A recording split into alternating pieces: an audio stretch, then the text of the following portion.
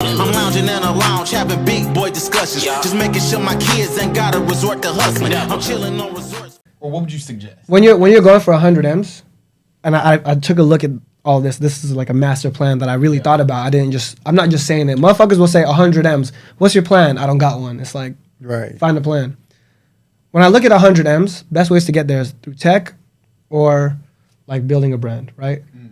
I'm not nerdy enough for tech, bro. I look into tech, I'm like, I'd be getting lost. It'd be in one ear, out the other. When they start talking about tech and like metaverse, NFT, futuristic shit, I'm kind of like, call me old school, but you're losing me a little bit. I understand it, but I'm not like cutting edge. Like I'm not gonna design the fucking metaverse.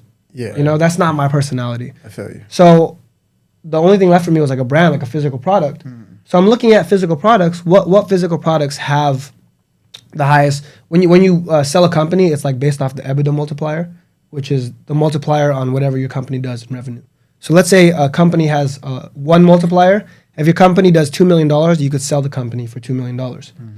So I'm looking at like these multipliers on different types of companies, physical product, beauty, fashion. Like I'm looking at all of these. The highest multiplier for like physical products, supplements.